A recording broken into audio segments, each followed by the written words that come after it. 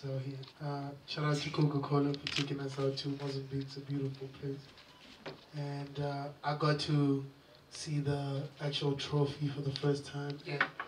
I didn't think it would be as great of a moment as it was. When I saw it, I realized how great it actually was. I'm like, man, this is the trophy that travels the world, and this is what people are actually fighting for. You know what I'm saying? We got to see it. And it also reminded me of 2010. You know, it's just that when it happened in 2010, when the World Cup was in SA, I was mad broke. So I was back in the hood, and I was like, man, I wish it could repeat, and I could come out here and actually watch the games. But it was a great experience. Yeah, let's talk about. Let me take you back a bit when Coca-Cola, gave you that call, approached you, and spoke to you about this collaboration with Jason. How did you feel? I mean, did you have to go back and really think about it hard? And what does this mean to you as Cassper? It's a big opportunity. So, firstly, when he called me, I was in Cape Town. We were on holiday, and I thought it was one of those it might not happen situation, because I got a call from Maurice from London, and he was talking to me about the publishing of the song and how it would be pushed in Africa, and if I was signed to a label and what they had to go through. And I'm like, man, I don't know which song you're talking about. So that's when I asked my manager, and then Tilly told me, no, he's been talking to Coke, and the contract wasn't done yet. So that's why I didn't know about it. And so I was just like, man, so how much money are we talking, number one? I'm joking. but I was like, yo, I mean, just to be associated to Coke, man, is such an honor, because it's probably like the biggest brand in the world. And for them to pick me, I was really, really honored. And it was a pat on the back to say, I'm really moving in the right direction, with what we've been doing. So I was just honored to be picked by Coke, and shout out to the team in SA who actually picked me. Oh, nice one. I will give you a clap. Hands up for your colors.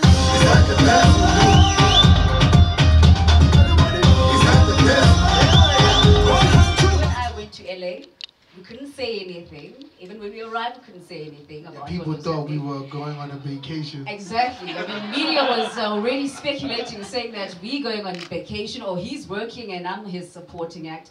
But initially, Coke, I was really privileged as a DJ. Some of you that don't know me, my name is Lerato Khanyach of Metro FM and Live and SABC1.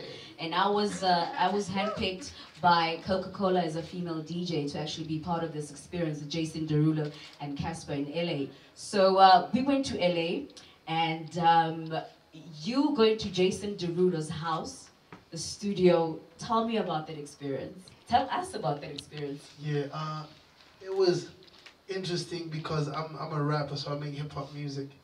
And then we were going to Jason. He's a pop star, so I don't know what to expect, So we get to his house. It's a big compound. It's probably like 8 acres or something. Yeah, he's got 3 cribs in there. And there's security everywhere, bro. Like, everywhere. I tried to go see the other side of the house. I saw 2 guys there. I was like, man, I don't think I want to do this. I went back into the studio. Like, his studio where he records is like half my crib.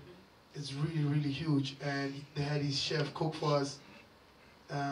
We got into the studio finally.